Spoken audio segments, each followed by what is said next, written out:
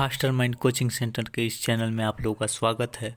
और आज हम लेकर आए हैं आप लोगों के लिए विज्ञान से जो रसायन शास्त्र होने वाली है पहला चैप्टर, जिसका नाम है रासायनिक अभिक्रियाएं एवं समीकरण। इसमें से हम ऑब्जेक्टिव सवाल को देखेंगे जो आप लोगों के लिए बहुत ही महत्वपूर्ण है। तो आइए हम पहला सवाल देखना शुरू करते हैं। इसमें पहला सवाल है कि कौन सी गैस उत्सर्जित होगी जब धातुएं जल के साथ अभिक्रिया करेंगी। तो इसका जो राइट आंसर होगा वो होगा सी, हाइड्रोजन गैस निकलेगी। चलिए, तो इसका राइट आंसर सी होगा। दूसरा है कि जो ये अभिक्रिया दिया हुआ है वो किस प्रकार की अभिक्रिया है। जो ऊपर दिया हुआ अभिक्रिया है वो किस प्रकार की अभिक्रिया है, तो इसका राइट आंसर डी हो जाएगा, मतलब विस्थापन अभिक्रिया है। तो इसका राइट आंसर डी होगा। तीसरा सवाल देखते हैं। तीसरा सवाल है कि लौह चूर्ण पर तनु हाइड्रोक्लोरिक अम्ल डालने से क्या होता है। तो इसका राइट आंसर जो होगा वो होगा ए, हाइड्रोजन गैस एवं आयरन क्लोराइड बनता है। तो इसका राइट आंसर ए होगा। चौथा सवाल है कि श्वसन किस प्रकार की अभिक्रिया है। तो श्वसन जो है वो उपचयन अभिक्रिया है। तो इसका राइट आंसर ये हो जाएगा। पांचवा सवाल है कि CuO प्लस H2 से अभिक्रिया करके Cu प्लस H2O बन रहा है। तो ये किस प्रकार की अभिक्रिया है। तो इसका राइट जो आंसर हो जाएगा वो होगा बी, अपचयन अभिक्रिया है। तो ये राइट आंसर इसका बी होने वाला है। छठा सवाल देखते हैं। छठा सवाल है इलेक्ट्रॉन के स्थानांतरण से बने यौगिक कहलाते हैं। इलेक्ट्रॉन के स्थानांतरण से बने यौगिक कहलाते हैं। तो इसका राइट जो आंसर हो जाएगा वो होगा बी, वैद्युत संयोजी। तो इसका राइट आंसर बी होगा। सातवां सवाल देखते हैं कि नीचे दी गई अभिक्रिया में कौन सा कथन सही है। तो जो नीचे दी गई अभिक्रिया है उनका कथन है ए, जो राइट आंसर है, कॉपर का ऑक्सीकरण। तो इसका राइट आंसर ये हो जाएगा। चलिए अगले सवाल की ओर बढ़ते हैं। आठवां सवाल है कि सिल्वर क्लोराइड का रंग क्या है। इसका कहना है कि सिल्वर क्लोराइड का रंग कैसा होता है। तो इसका जो राइट आंसर है वो होगा ए, श्वेत होता है, यानी कि उजला होता है। चलिए अगला सवाल की ओर देखते हैं। अगला सवाल है कि साग सब्जियों को विघटित होकर कंपोस्ट बनना किस अभिक्रिया का उदाहरण है। यानी कि साग सब्जियों को विघटित होकर कंपोस्ट बनना जो अभिक्रिया होता है उसको हम ऊष्माक्षेपी अभिक्रिया कहते हैं। तो इसका राइट आंसर बी हो जाएगा। 10वां सवाल देखते हैं। 10वां सवाल है कि निम्न में से कौन सा उत्पाद लेड नाइट्रेट को गर्म करने पर प्राप्त होता है।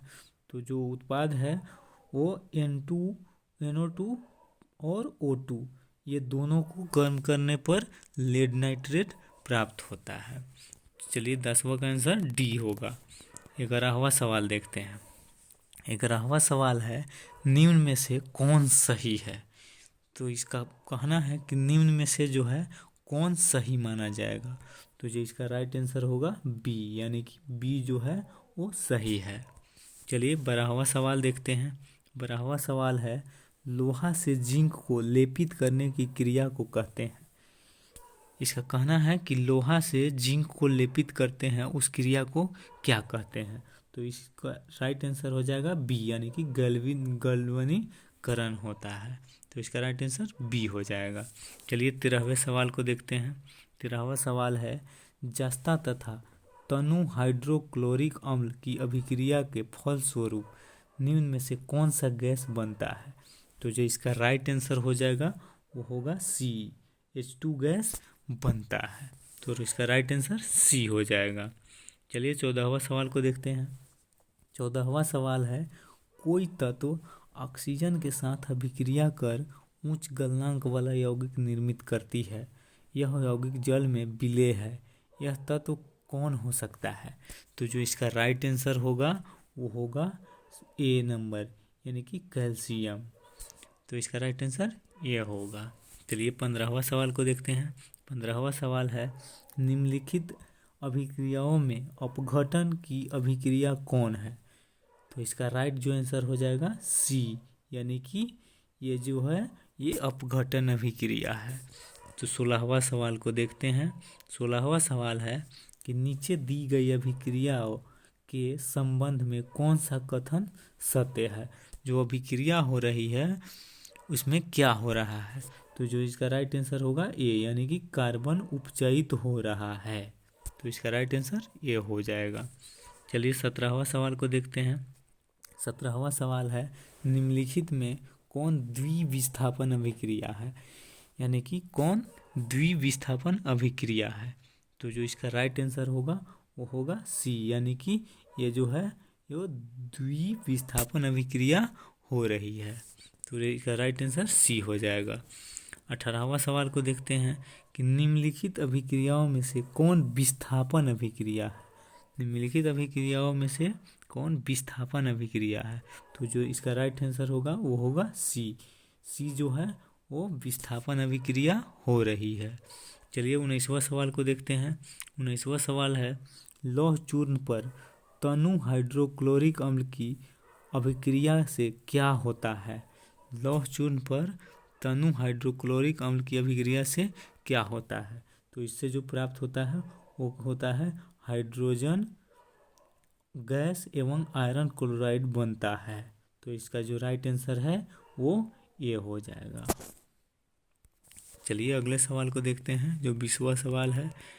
इसमें कहता है निम्नलिखित में से कौन एक अपघटन अभिक्रिया का उदाहरण नहीं है। इसमें कौन जो अभिक्रिया हो रही है जिसमें अपघटन अभिक्रिया नहीं हो रही है, तो इसका जो राइट आंसर हो जाएगा वो होगा सी, यानी कि सी जो है वो अपघटन अभिक्रिया नहीं हो रही है। चलिए 21वां सवाल देखते हैं। 21वां सवाल है निम्नलिखित में से कौन एक रेडॉक्स अभिक्रिया है। तो रेडॉक्स अभिक्रिया जो है वो राइट आंसर उसका हो जाएगा सी, यानी कि ये जो समीकरण है इसमें जो हो रहा अभिक्रिया हो रही है वो रेडॉक्स अभिक्रिया कहलाती है। 22वां सवाल देखते हैं। 22वां सवाल है निम्नलिखित में से कौन एक दहन अभिक्रिया है, यानी कि कौन सा चीज़ हो रहा है वो दहन हो रहा है, यानी कि जल रहा है। तो इसका जो राइट आंसर हो जाएगा वो सी, यानी कि पेट्रोल का जलना दहन कहलाता है।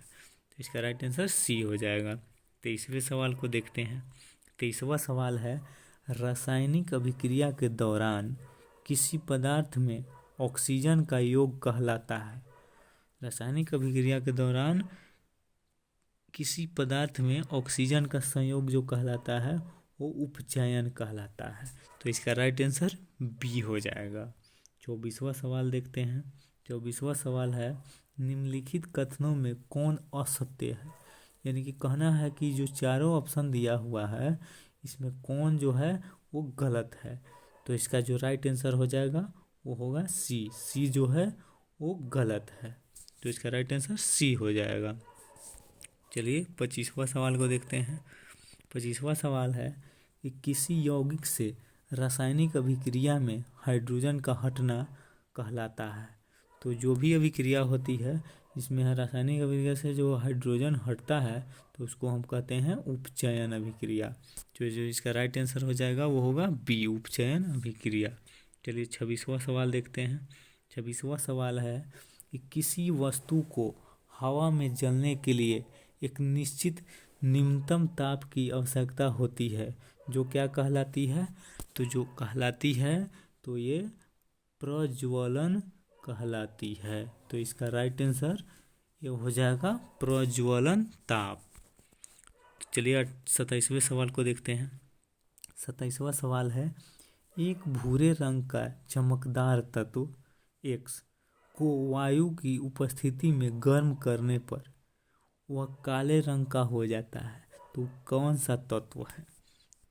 तो जो इसका राइट आंसर हो जाएगा वो होगा सी, यानी कि कॉपर। कॉपर जो है वो भूरे रंग का है और उसको गर्म करने पर वो काले रंग का हो जाता है, तो इसका राइट आंसर कॉपर होगा। चलिए 28वां सवाल को देखते हैं। 28वां सवाल है कि ये जो दी हुई अभिक्रिया है वो किस प्रकार की अभिक्रिया है। तो ये जो दी गई अभिक्रिया है वो द्विविस्थापन अभिक्रिया है। तो इसका राइट आंसर हो जाएगा सी, द्विविस्थापन अभिक्रिया। 29वें नंबर सवाल को देखते हैं। 29वां नंबर सवाल है कि जो ऊपर दी हुई अभिक्रिया है वो किस प्रकार की अभिक्रिया है। तो ये भी जो है ये भी विस्थापन अभिक्रिया है। तो इसका राइट आंसर बी हो जाएगा, विस्थापन अभिक्रिया। और लास्ट क्वेश्चन देखेंगे। लास्ट क्वेश्चन है जो 30वां नंबर क्वेश्चन है। इसमें कह रहा है कि जो ऊपर जो दी गई अभिक्रिया है वो किस प्रकार की अभिक्रिया है। तो इसका जो राइट आंसर हो जाएगा वो होगा सी, संयोजन अभिक्रिया। तो चलिए आज के लिए हम इतना ही सवाल देखते हैं, फिर मिलेंगे अगले वीडियो में। तब तक के लिए धन्यवाद।